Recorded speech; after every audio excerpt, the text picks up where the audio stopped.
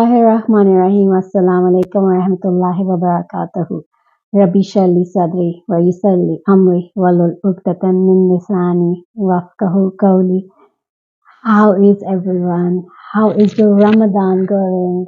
I hope everyone is doing well. And please, guys, keep the people of Gaza, the people of Palestine in your prayers. They need our prayers. They need our much um, du'as in the month of Ramadan.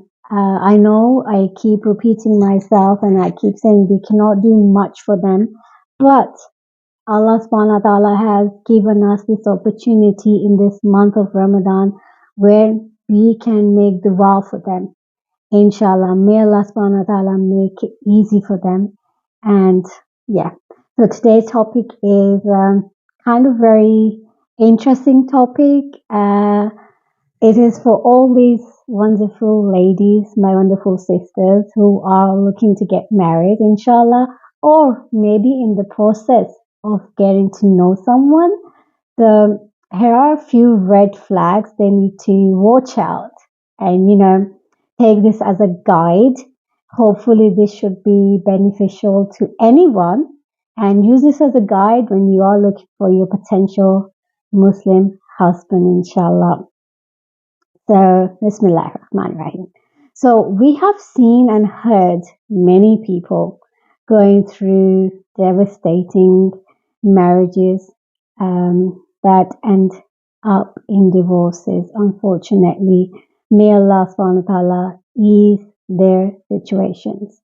So, I have personally gone through a divorce myself. So, these, I wish I did take these red flags, um, as my guide. But inshallah ta'ala, whatever happens in the future, whatever Allah ta'ala has planned for me in the future, I'll, I, I will make sure I will use these guidelines for myself, inshallah. So yeah, whether it is in your own family or the circle of friends, it is very common. The thing is, they never intentionally, nobody never ever intentionally gets into a marriage to get divorced.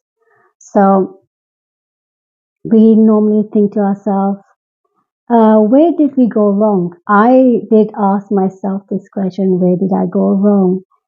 The truth is, there are many red flags or warning signs which might be just floating in the air before marriage. But most of us choose to ignore them and just completely brush them under the carpet. So, which is sometimes can be quite, what's the word? I think some of us probably get too emotionally attached in the early stage of getting to know that person, and we could not see those signs for some reason or see those red flags. So I think inshallah this guide would be really helpful for everyone, inshallah. So as I'm going along this video, I'm going to be giving you references from the Quran, inshallah. So this is Surah An-Nur, verse number 32. And marry the unmarried among you and the righteous among your male and female slaves. If they should be poor, Allah will enrich them from His bounty, and Allah is all encompassing and knowing. Many women are, courageously tie the knot, thinking they may be able to change their future husbands down the road. But guess what? This could not be further from the truth. That's just, I think we're just living in a delusion um, thinking if that can become true. No, I don't think you can ever change anyone. Trust me. Uh, the fact is, there are so many areas in your life or in that person's life which are sometimes really hard to change. Trust me on this. So don't go into a relationship knowing if they have any red flags. Don't go into a marriage thinking, okay, you might be able to change this person. No, this is a wrong mindset. This is absolutely wrong mindset. So I would say let's be smart and learn from people's experiences, people's mistakes, and not make them ourselves. So you will have a much better chance of building truly happy, stronger, and healthy Muslim family, inshallah. So as I said, take it from people's experiences. You speak to people around you. Do speak to your family members, how they see their relationship, how they see their marriages. So my first and foremost uh, red flag would be different iman level, different faith in Islam. It's the most important aspect of persons, um, when you should be looking at choosing your spouse. It is actually found fundamental. It sets the foundation of your marriage. Both of you should be passionate about your relationship with Allah subhanahu wa ta'ala. Only then you can build um, stronger connection with each other, stronger connection with your children. If you have that connection with Allah subhanahu wa ta'ala, only then you can have a healthy relationship, healthy marriage. So, if the man does not have a high level of iman, his actions in fulfilling his Islamic obligations will show. For example, not making salah, which is the foundation of our religion. If he's not um,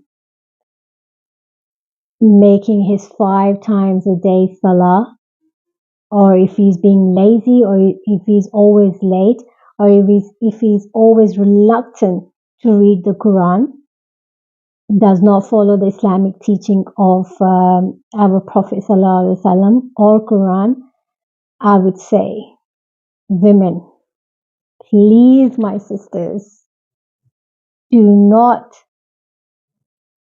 think that he is going to be a good husband. Trust me.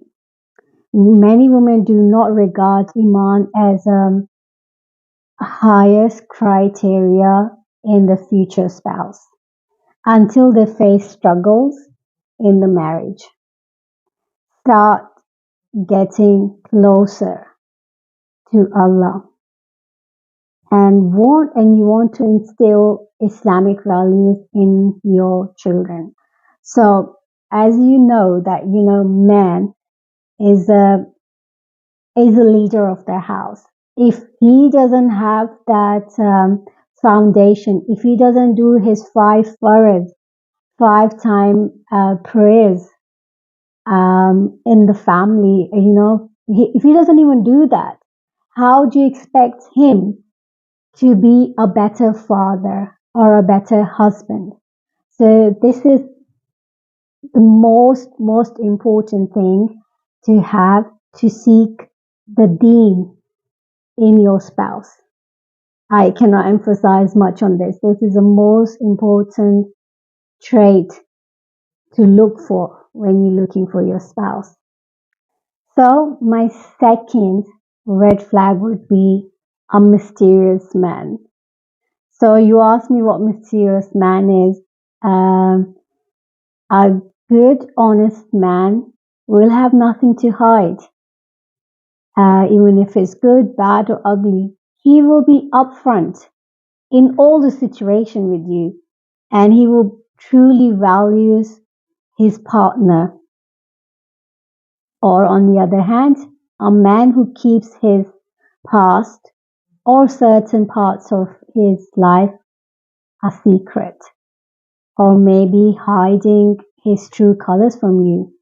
So that is a massive, massive red flag for you guys, for you sisters. Please look out for this. This is very important. And this is in Surah Al-Inam. He is Allah, the only deity in the heaven and the earth. He knows your secret and what you make public, and he knows that which you earn. So this is Surah Al-An'am, verse number 3. So ladies, be careful. Be mindful of these mysterious men. So here are some ways you could detect if he's keeping a secret from you guys. So for instance, if he avoids certain questions about himself, he's not very comfortable talking about those questions. He might say, "I don't want to talk about, don't want to talk about this," or he does not want to introduce you to his family. That is another very important aspect. Earlier, when you're getting to know this person, when he is hesitant to introduce you to his family, um, he's reluctant to let you meet his friends, his family, his parents. So another one to look out for, guys. So my third one will be, I would say, no respect for his own mother. Oh my God, this is a major one, guys. This is a major one, ladies. So this is in Surah Al-Nisa. Messenger Sallallahu Alaihi Wasallam said, "Your heaven lies under the feet of your mother." Sorry, I'm really sorry. This is not from the Quran. This is, I think this is Hadith. And the Hadith number is 3104. I'm really sorry. This is not in the Quran. This is actually a Hadith. So a man's mother should be the most important in his life after Allah subhanahu wa ta'ala and his Prophet sallallahu alaihi wasallam.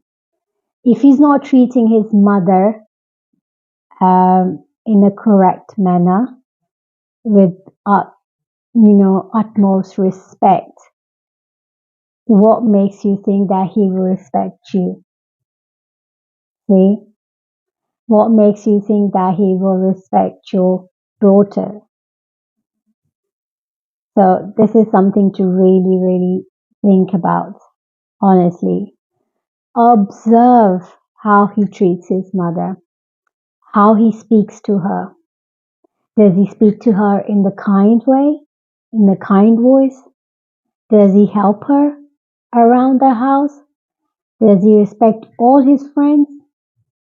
If he treats his mother and all the women in his life, inshallah, he could be your potential husband. So this one is major one to look out for, my ladies, my lovely ladies.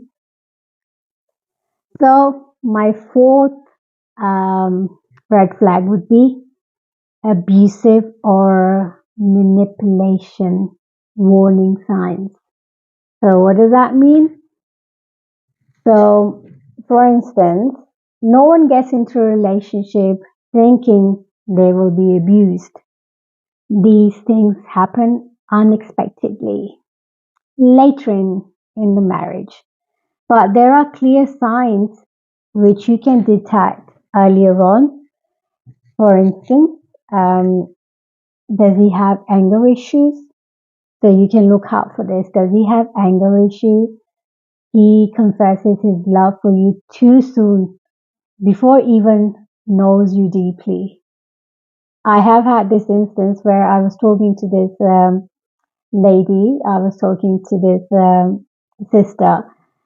She was actually searching for spouse for herself, and then she was on one of these apps, and she was telling me these men are so quick to, show the love without even knowing that person. So they confess their love for this person too quickly. So this is a major, major, major red flag, I would say. Another one would be the people, like he may done things to make you feel uncomfortable, but later on promise he will never do that again. This is the one that you should always look out for, ladies. If he's done this, if he made you feel uncomfortable now when you're getting to know this person, imagine how he will be later on in life once you're married to him. And he promised he will never do that. No, I would not buy this one. Seriously. No, this is, no, no, no, no. This is no go area for me, definitely. So do look out for this one.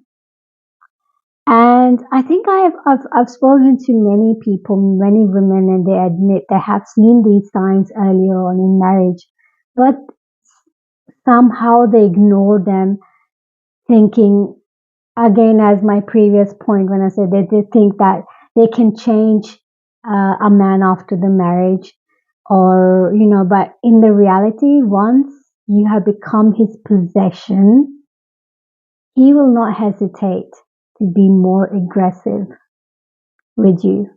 So, do you really want to put yourself in that situation in the first place? No, lady. You really need to be careful here. So yeah, do be really, really careful here, my wonderful sisters. So here's my final one. I have a lot more, but I'm only sharing five um, red flags in this video. I will be making more videos on this topic, inshallah. I feel this is so important to talk about these things, inshallah. So it will be benefit to everyone who is looking for a spouse or who are already in the relationship, but do look out for these red flags. So another one, my fifth one would be emotional baggage. Everyone of us will be tested with people breaking our hearts. It's just the way the life goes. When we get our hearts broken, we need to heal it by forgiving that person and seek help from Allah subhanahu wa ta'ala to heal our wounds. So in Surah An-Najm, verse number 58, no one but Allah can rescue a soul from hardship. We must always remember that Allah is the only one who can cure us, who can bring the peace, the tranquility to our soul, to our existence. And we may, be able to get on with our lives. But some people, some people can bring their past wounds into the marriage with expectations that their spouse would be able to heal them. No, no, no, no, no. Don't let that happen, ladies. This is an emotional baggage and it is extremely risky. Not only it is not fair that other peoples have to bear the burden of their emotional baggage, but that person will not be able to heal that themselves. So the best spouse can do in this case is direct that person back to Allah subhanahu wa ta'ala. If you are a caretaker by nature or a compassionate person, or you would naturally be attracted to someone who is emotionally in pain, I would say guide them back to Allah subhanahu wa ta'ala, make their connection stronger with Allah subhanahu wa ta'ala. You believe that there is a chance your future spouse may not find the right solution to solve their problems. You can offer them help by being truthful to them, if they want you to get healed. So that would be done in a long time. So think about it. An emotional baggage, emotionally mature and healthy person will always find ways to go off people's shortcomings and seek harmony. So I would say, I think avoid this one. If somebody's carrying the emotional baggage from their previous marriage or previous relationship, they eventually that can be toxic in the marriage. So do avoid this, ladies. So my final thoughts, my final conclusion would be, Allah gave us best guideline from the Quran and Sunnah. If we are not willing to follow it, we are actually denying ourselves of true love and happiness in this life. So I would say, ladies, never marry a man without thoroughly checking on his background. That's so important. It is extremely important to take your time, get to know that person, check on his background. And when I say get to know that person, when you are in that stage of getting to know that person, keep it halal way.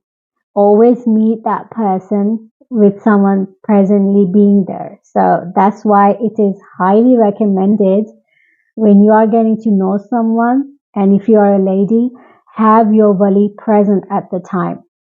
So try to exercise that, because if you do that, Allah subhanahu wa ta'ala will make things easy for you, because you're doing this to please Allah subhanahu wa ta'ala.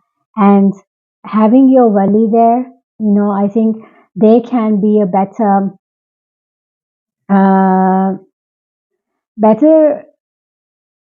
person who can actually not judge, but who can actually assess that person for you. If you can't do that, you feel that you may be limited to find out how this person is. But if your wali is there, I think they can assess the situation. So have your wali definitely present when you are seeking for your potential husband. So I hope and I pray this can be helpful, beneficial to all my lovely ladies out there. And I see you soon, inshallah. Keep me in your prayer. Assalamu alaikum wa rahmatullahi wa barakatuh.